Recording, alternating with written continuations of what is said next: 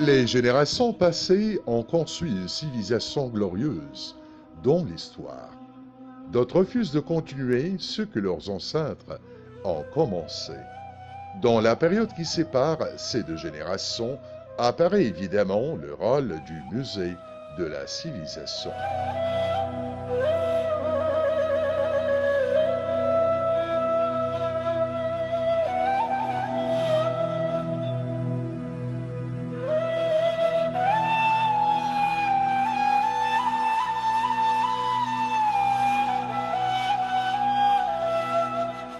Un rôle qui met en relief cette communication historique. D'ici commence l'histoire, au musée de la civilisation.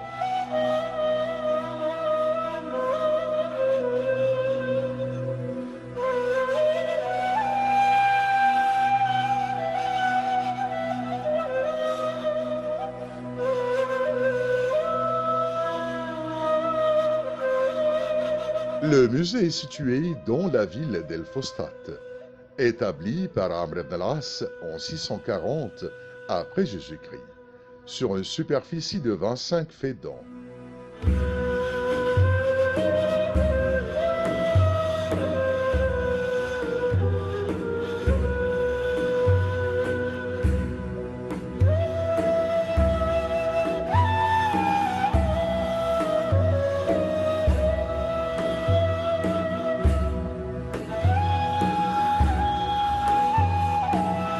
Le musée renferme un rare lac naturel, qui est celui de Ain al-Sira.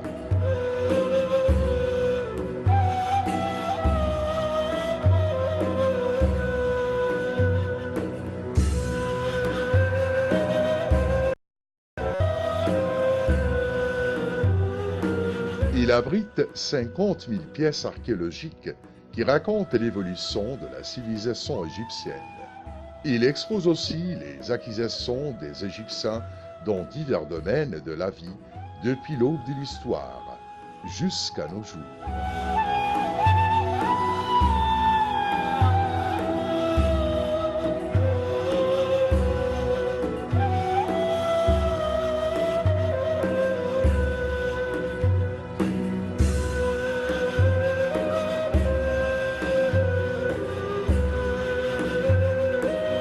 Le musée contient également des modèles, des photos, des manuscrits, des peintures et des antiquités remontant à l'âge des pierres et aux époques pharaoniques, grecques, romaines, coptes, arabes, en plus de la civilisation du Soudan et l'époque moderne.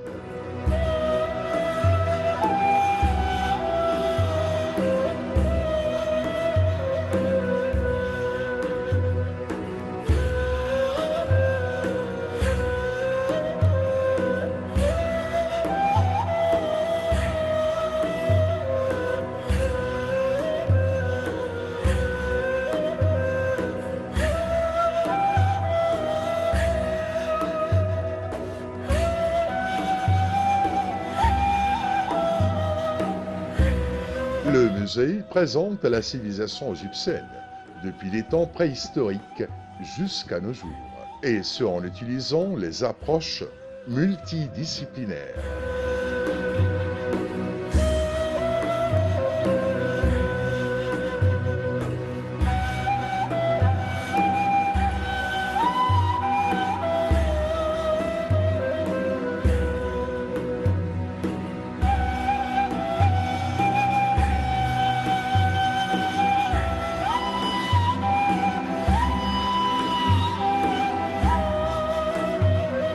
Ceci met en évidence le patrimoine concret et abstrait du pays.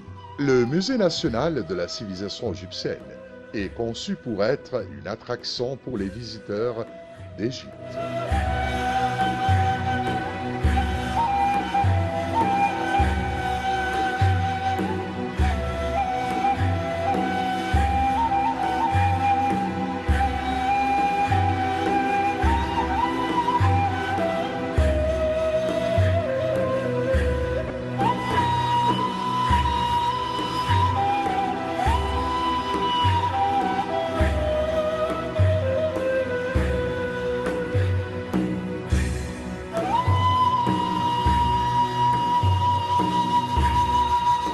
aussi un centre de recherche et de préservation reconnu sur le plan international. Le Musée national joue un rôle important dans la sensibilisation à l'histoire. Il représente ainsi un important centre pour les jeunes dans le pays.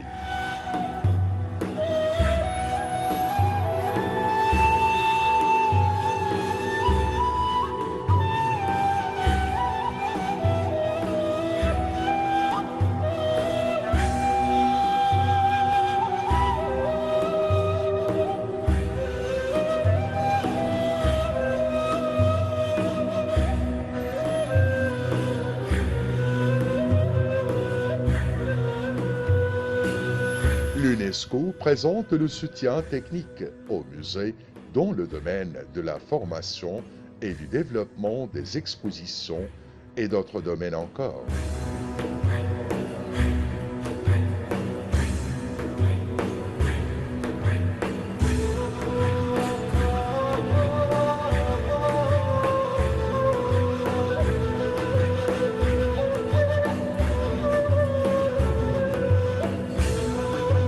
Le projet fait partie du travail de l'UNESCO.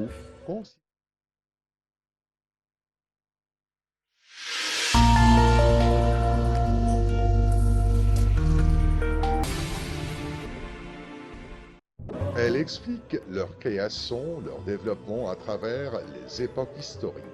Ceci en exposant des œuvres antiques choisies dans les musées. Le musée égyptien à Tahrir, le musée du textile à la rue d'El Mouez, le musée d'art islamique à Bab el Khalq, le musée copte au Vieux-Caire, en plus des entrepôts du musée national de la civilisation égyptienne.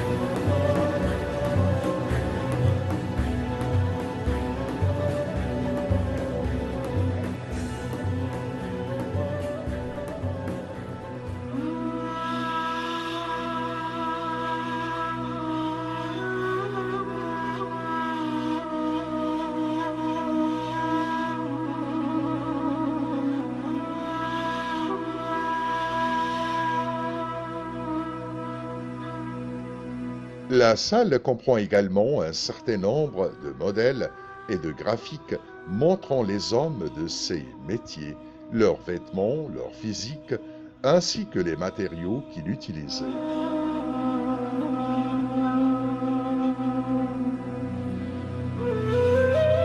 Cette salle est actuellement ouverte au public.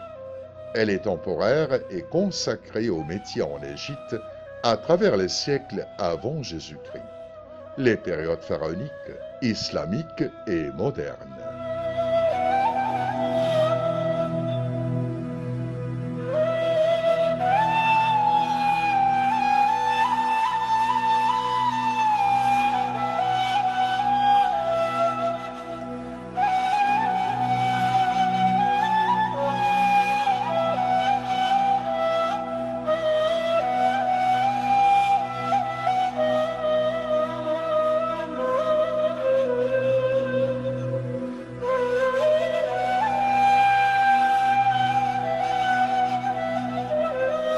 Dans cette salle, il y a une section montrant la fabrication du linge, des textiles et des vêtements, à l'instar du musée du textile situé rue d'El Mouez, le musée copte, le musée islamique et le musée égyptien. Le textile en Égypte raconte une vie, une évolution et une histoire.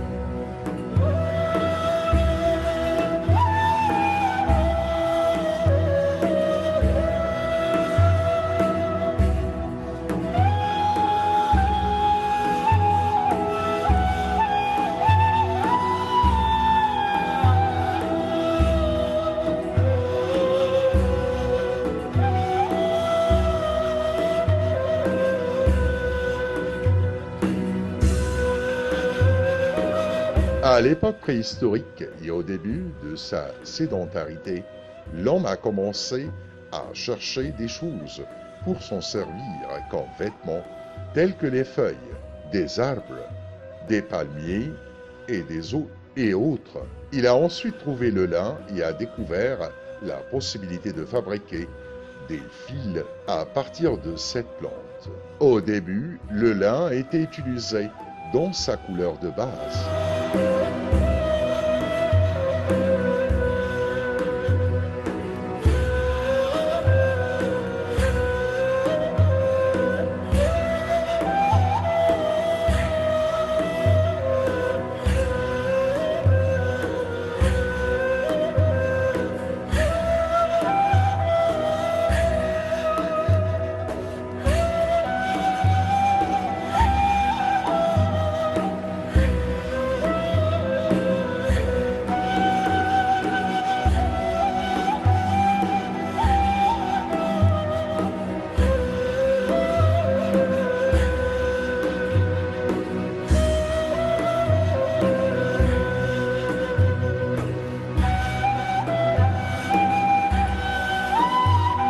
Et avec le temps, on a découvert une matière qui change sa couleur vers le blanc.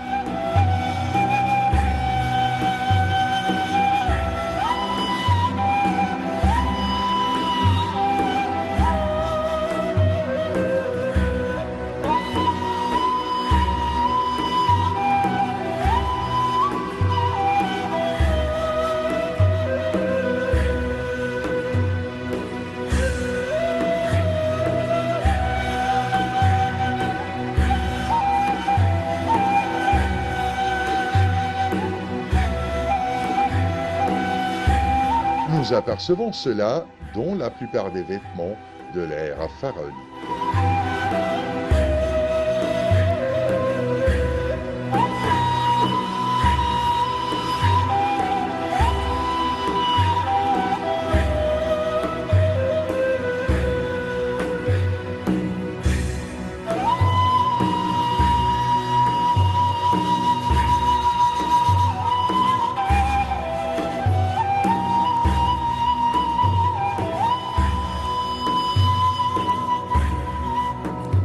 Les anciens Égyptiens ont maîtrisé la filature et le tissage du lin.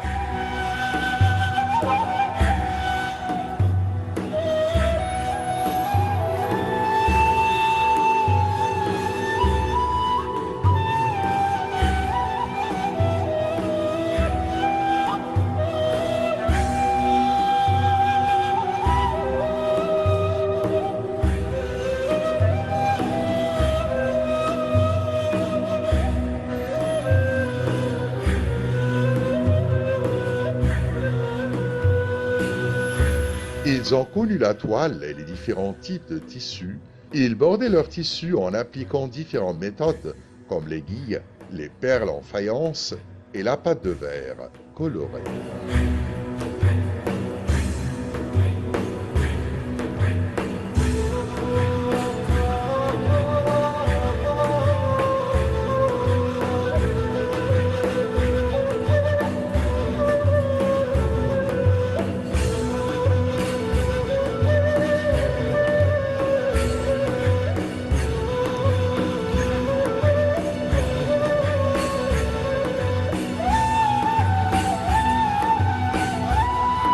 Les ateliers de tissage annexés au Grand Temple étaient très répandus, comme celui de Duhamon à Karnak. À l'époque romaine, 30 ans avant Jésus-Christ et 640 après Jésus-Christ, les empereurs romains ont créé les usines Ganzum, qui sont des usines de textiles royales à Alexandrie. Elles se trouvaient dans des quartiers spéciaux. Les femmes faisaient le tissage et la broderie.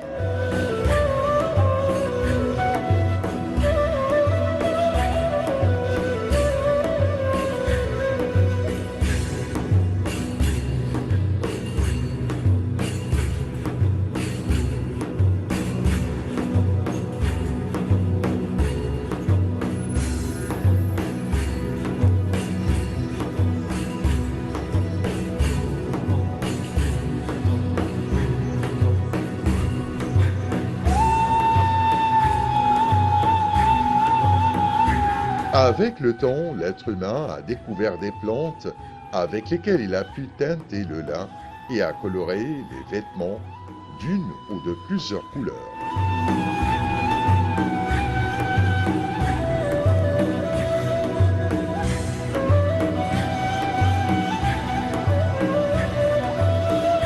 Comme nous le constatons, les outils de tissage sont simples, mais ils ont joué un rôle primordial dans l'évolution des vêtements de l'époque pharaonique.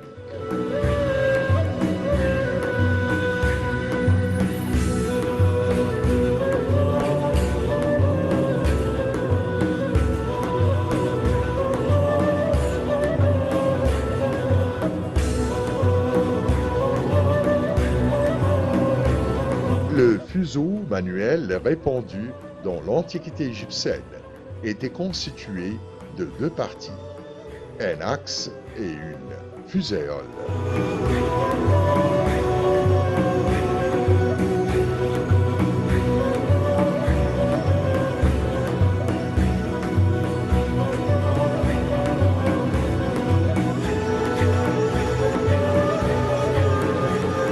Le fuséole servait de velon d'inertie afin de conserver la rotation.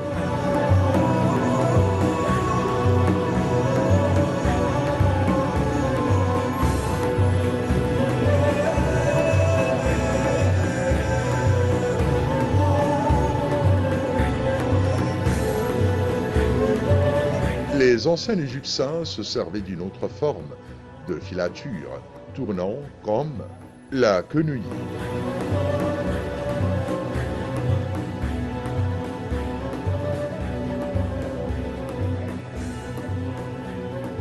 Quant aux outils utilisés pour couper les tissus, ils n'ont été reconnus en Égypte qu'aux époques ptolémaïques et romaines.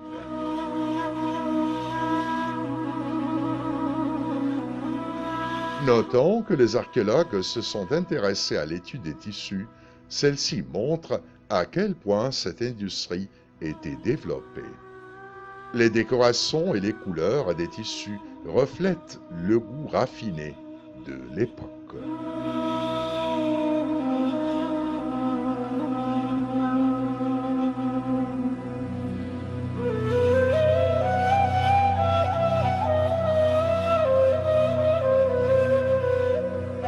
Cette étude nous raconte l'histoire des tissus égyptiens.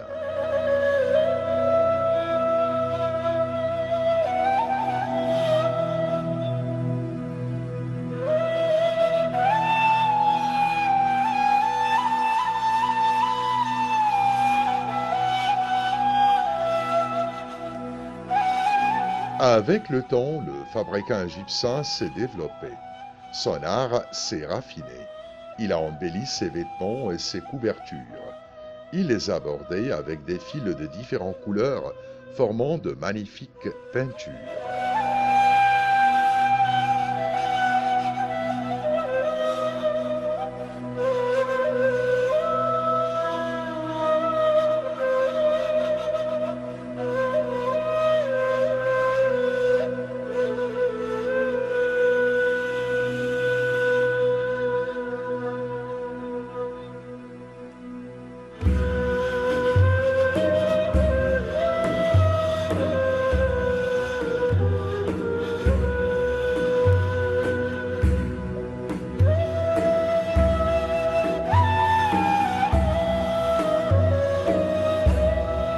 Nous apercevons des œuvres au musée de la civilisation qui décrivent la finesse, la précision et le savoir-faire de cette époque.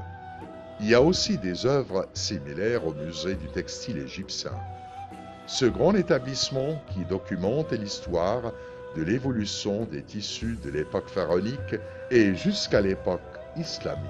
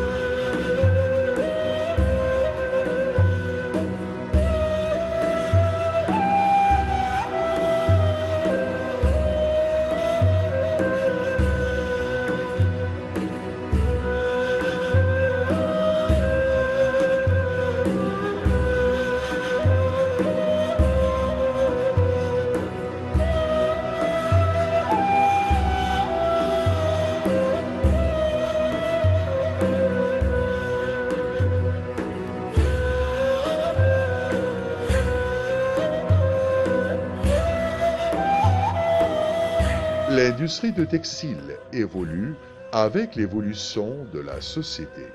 Son évolution n'a pas de limite. Ce que nous considérons comme le sommet de la civilisation dans cette industrie peut devenir un patrimoine pour les générations futures.